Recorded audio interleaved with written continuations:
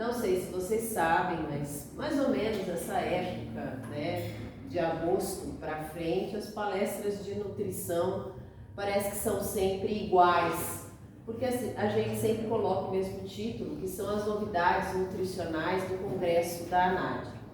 O que é a ANAD? Quem sabe o que é a ANAD? Eu não posso falar. Não, nem você, nem a Giovana. Boa noite. Boa noite. O que seria a ANAD? Pode falar. Não, com certeza, mas eu posso chutar, né? Talvez seja a Associação Nacional do Diabetes. Exatamente, Associação Nacional dos Diabéticos. Então, todo último final de semana de julho, a ANAD promove esse congresso, onde são abordados temas relacionados ao diabetes de maneira multidisciplinar. Tanto que o congresso é congresso multidisciplinar, ou seja, abrange todas as áreas de atuação do diabetes, desde a medicina, a enfermagem, a psicologia, a fisioterapia, é claro, a nutrição. Então, todo ano, geralmente, a gente vai e traz para você as novidades que foram abordadas dentro do congresso, no caso, na área da nutrição. Particularmente, não existiram novidades, mas é sempre bom a gente ir reciclar, reaprender, reestudar, né? É sempre bom, o conhecimento ele não ocupa espaço, então é sempre bom a gente estar inserido.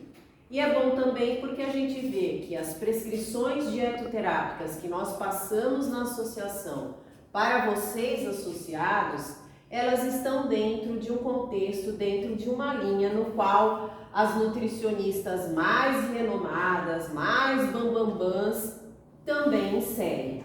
E o que eu percebi na área da nutrição é que não tem como a gente sair do básico, que é uma dieta equilibrada, variada, constituindo todos os nutrientes e individualizada, com qualidade, que vá promover um controle glicêmico e, óbvio, uma qualidade de vida melhor. Quais os temas que eu consegui assistir? Eu fui no domingo de manhã e no domingo de manhã foram esses 5 temas que foram abordados, que são esteatose hepática e diabetes mellitus, jejum intermitente, dietas malucas, lípides e diabetes, microbiota intestinal, que nós até já abordamos aqui com o tema de probióticos e diabetes mellitus, proteína, diabetes e idosos. A maioria da nossa população aqui na associação são de idosos, como vocês podem observar, né? A gente tem poucos adolescentes e poucas crianças que vêm aqui na associação. Nós vamos começar pelo tema que começaram conosco no domingo de manhã, que foi ministrada a palestra por uma das nutricionistas, assim, que a gente mais admira na nossa área, que é a Ana Pita Lottenberg. Ela é especialista em nutrição, ela tem doutorado em diabetes, trabalha no Albert Einstein, é professora de cursos de nutrição, tanto de graduação quanto de pós-graduação, então ela é uma pessoa muito experiente e tem um nível de conhecimento muito grande. Quando a gente fala de lipídios e diabetes mellitus, o que lembram vocês lipídios? A gente já falou aqui, fala sempre, mas não é um tema que é muito direcionado ao diabetes, e sim talvez mais as doenças cardiovasculares. Mas nós não podemos esquecer que a maioria dos diabéticos adultos, ou seja, tipo 2, mesmo que sejam insulinizados, a gente vai observar que eles têm doenças cardiovasculares, ou vasculares somente, ou ambas, ou doenças cardíacas, hipertensão. Então, quando a gente aborda o tema lipídios, o que quer dizer? Gordura. Exatamente, gorduras. Lá na pirâmide alimentar, a gente vai observar que as gorduras estão lá no ápice da pirâmide. Então, são alimentos que o corpo precisa, mas não precisa em tanto larga escala, em tão grande quantidades. A gente tem basicamente quantos tipos de gordura mesmo?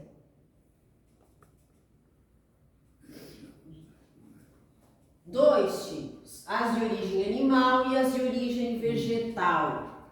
Quais são mais indicadas para a nossa saúde? Vegetais. Por quê? Porque de animal é mais. Como é que se diz? Elas vão auxiliar a formação de gorduras que podem se depositar nas nossas artérias, que são as placas de ateroma ou placas de gordura. E quanto mais gordura tiver aderido nessa placa, menor vai ficar a luz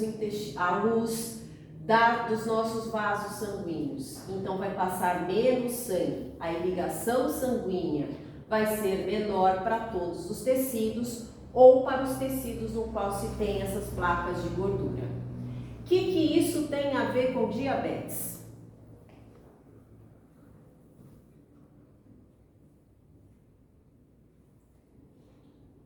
Tem a ver que quando a gente está com glicemias descompensadas, muito altas, o sangue fica com qual viscosidade?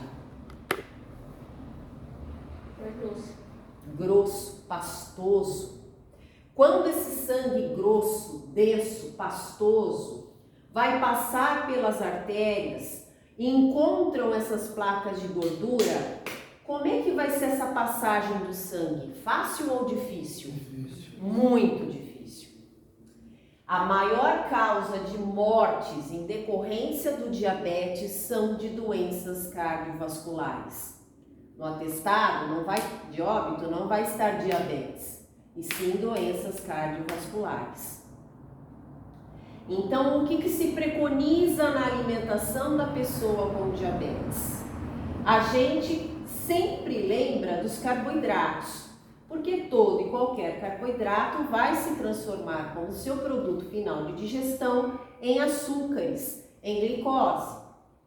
Mas a gente acaba esquecendo que existem outros nutrientes que podem estar comprometendo também toda a qualidade de vida nossa em sendo diabéticos. A gordura é uma delas. Como nós temos 2 tipos de gorduras, vegetais e as animais, e as animais são mais prejudiciais porque elas têm uma configuração molecular que faz com que o organismo produza o mau colesterol, que é o LDL, exatamente esse que vai formar as placas de gordura, e as vegetais vão auxiliar a formação do bom colesterol, que é o HDL, que é o transportador do LDL. O HDL é bom por quê? Porque ele pega pela mãozinha o LDL, que é o ruim, e leva embora. E fala, vai lá pro fígado te metabolizar, se transformar numa coisa boazinha. Não deixa o LDL grudar na parede das artérias. Quando a gente fala de gorduras de origem animal, quais alimentos que apresentam esse tipo de gordura? Carne. Carnes, mas todas. Hoje perguntaram da carne de porco à tarde. Não são todos os cortes da carne de porco que são consideradas gordas. Para elas serem gordas, eu tenho que olhar para elas e ver aquela capona branca ou amarelada, os queijos amarelados, que são provenientes de leites integrais, que são provenientes de mamíferos, animais, vão ocasionar a formação do LDL colesterol. E geralmente a pessoa com diabetes tem uma predisposição hereditária, familiar, de aumentar, de produzir bastante colesterol por si só. E aí tem-se uma patologia, que é o diabetes, que é metabólica, que mexe com todo o ritmo de funcionamento do corpo. E aí eu acabo ingerindo alimentos de origem animal, que são fontes dessas gorduras, presunto com capa de gordura, esses queijos amarelados, requeijão, manteiga, cremes de leite ou alimentos que são feitos com todos esses ingredientes, eu posso acabar comprometendo o meu mau colesterol. Ele pode aumentar, formar essas placas de gordura E se eu não controlar a minha glicemia em sendo diabéticos, eu posso comprometer a minha qualidade de vida, porque eu vou ter que ter um ritmo de batimentos cardíacos muito intenso para poder distribuir esse sangue tão denso, tão pesado e que ainda encontra obstáculos no seu caminho. Então, o que se preconiza no sentido da nutrição? Evitar. Evitar não quer dizer nunca, não quer dizer proibido, quer dizer evitar. De vez em quando, se eu quiser, eu consumo numa quantidade reduzida e sempre com fibra junto. A fibra é o coringa na alimentação da pessoa com diabetes. Isso foi frisado muito no congresso por todas as 5 nutricionistas que abordaram esses 5 temas. Fibra é extremamente importante, porque além do controle glicêmico, ela ajuda a controlar a colesterolemia e a trigliceridemia também, que está concomitante associado a um diabetes descompensado. Então eu tenho que ter salada antes do consumo, principalmente se eu for comer alimentos gordurosos de origem animal também, certo? Algo que entrou nessa mesma palestra, dessa mesma nutricionista, que é a Ana Pita Lottenberg, foi com relação à frutose. E a gente vai entender por que ela abordou a frutose. O que é a frutose mesmo? Açúcar das frutas. Exatamente. Carboidrato das frutas, carboidrato complexo ou simples? Simples. Ou seja, em 15, 20 minutos, ele chegou na corrente sanguínea. Quando a gente fala daquele açúcar da cana, que é o açúcar de adição, e que a gente frisa muito para quem tem diabetes, diminuir ou parar o consumo, trocando ou não consumindo adoçantes, fica a critério de cada um, desde que se não ultrapasse as ingestões diárias aceitáveis de cada adoçante, não tem problema a utilização. Mas quando a gente fala desse carboidrato simples, que também é esse açúcar da cana de adição, ele é formado por 2 moléculas de carboidrato simples. Ele se chama disacarídeo porque ele é formado por 2 moléculas. Por um monossacarídeo, que é a glicose, e por outro monossacarídeo, que é a frutose. É uma união de glicose mais frutose que forma a sacarose, o açúcar da cana. Seja o açúcar demerara, mascavo, glaçúcar, refinado, cristal, qualquer tipo de açúcar é uma sacarose. É uma glicose e uma frutose unidas. A gente sabe que a glicose ela interfere diretamente na glicemia, quantidade de glicose e açúcar no sangue. E a frutose, que também é um carboidrato simples? Parece que demora mais. Ela vai demorar um pouquinho mais porque ela precisa passar pelo fígado, para o fígado transformá-la em glicose. E não vai ser 100% dessa frutose que vai ser transformada em glicose. Então ela leva uns 20 a 30 minutos para atingir a corrente sanguínea sob a forma de glicose. Mas o que se sabe então? O que a ciência sabe sobre essa frutose? Sabe-se que ela se transforma em glicose também, mas não em sua 100, no seu 100%, na sua totalidade, e sim 70%. Mas que o excesso no consumo de frutose, ou seja, o excesso no consumo de alimentos adocicados com o açúcar, podem levar, por conta desse excesso de frutose, no qual vai se transformar esse açúcar de adição, além de aumentar a glicemia pela glicose presente, vai aumentar a quantidade de gorduras sanguíneas, porque no fígado, que é o órgão que transforma, que metaboliza tudo que passa pelo nosso organismo, desde nutrientes até medicamentos, algo no ar, tudo vai passar pelo fígado. Ele, quando vai transformar essa frutose, essa frutose passa por um processo metabólico que pode desviar o seu excesso para a produção do LDL colesterol, que é o ruim, e os triglicérides, que são as gorduras de deposição. Quando a gente tem sobrepeso e a gente não tem uma dieta adequada, tudo que a gente come em excesso não tem como o corpo eliminar. Ele vai precisar ser guardado e armazenado dentro do nosso organismo. Como que o corpo armazena? Transformando esse excesso desses nutrientes em triglicérides, que são gorduras, para serem armazenados no tecido de gordura. Somente dessa forma é que eu armazeno o excesso de nutrientes que eu ingiro.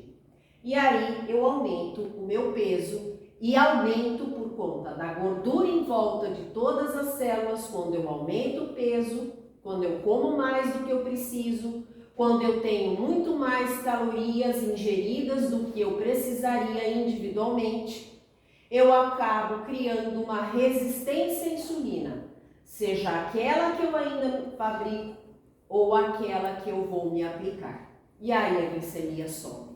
Então é uma bola de neve. Voltando. Por isso, o açúcar de adição não é bom para ninguém, principalmente em excesso. Para quem tem diabetes, vai subir 2 vezes a glicemia, pela glicose e pela frutose, e vai provocar o aumento de uma hipercolesterolemia e uma hipertrigliceridemia. São gorduras sanguíneas que podem provocar futuramente doenças cardiovasculares. Então não é interessante estar fazendo uso do açúcar de adição.